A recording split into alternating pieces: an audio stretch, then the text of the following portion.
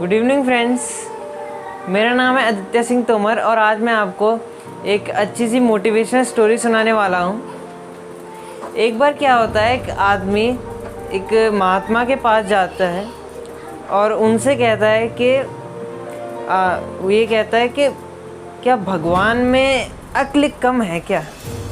तो फिर महात्मा कहते हैं लगता है तुम सही कह रहे हो।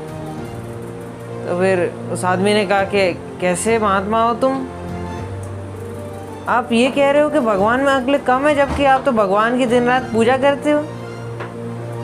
तो फिर उन्होंने कहा कि अगर होती अक्ल तो तुम जैसे कम अक्ल को की दुनिया में भेजते।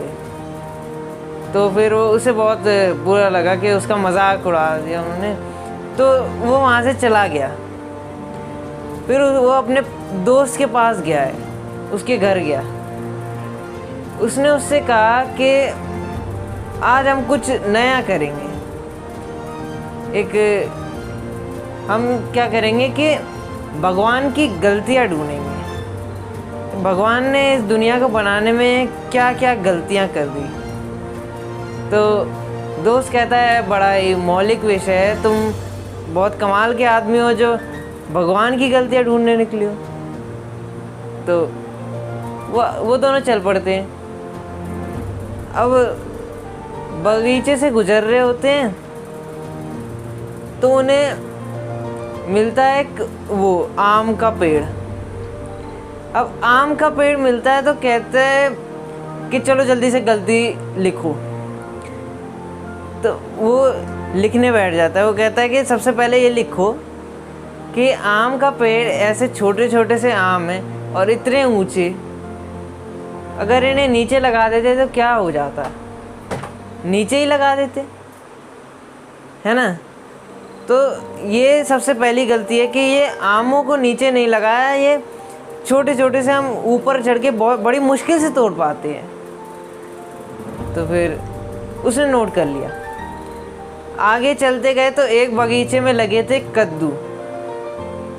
अब उसने कहा कि ये दूसरी गलती नोट करो, एक इतना भारी कुछ है, जैसे एक इतनी भारी सब्जी है तो उसके लिए इतनी पतली सी बेल, इतनी पतली बेल में इतना भारी। तो वो कहता है कि इतनी भारी सब्जी इस बेल में लगाई है, ये तो दूसरी गलती है, इसे नोट करो जल्दी। तो ठीक है, उसने कह दिया कि चलो कर लेते हैं। तो आगे चल के वो थोड़ा आराम करने बैठे, थोड़ा थक गए थे घूम फिर के। तो एक सेब के पेड़ के नीचे वो दोनों ने आराम किया। उसके बाद जब वो सो गया और वो वहीं पे बैठा था दूसरा वाला दोस्त, तो जब वो सो रहा था तो एकदम से हवा तेज से चली और सेब गिर गया उसके ऊपर। तो उसकी बहुत तेज पे नाक पे लग गया और वो बहुत तेज घबरा गया कि ये क्या हुआ। और वो कह रहा कि पता नहीं क्या हो गया, ये इतनी तेज दर्द होने लग गया उसके, और उसे चक्कर आने लग गया, जैसे एकदम नाक पे लगा। फिर उसका दोस्त घबरा गया। उसने कहा ये क्या हुआ, जल्दी जल्दी हॉस्पिटल चलो, जल्दी मैं तुम्हें ले चलता हूँ। उसने कहा ये तो सब बाद में करेंगे, पहले जो भी लिखा है वो सब मिटा दो, क्योंकि सब सही है।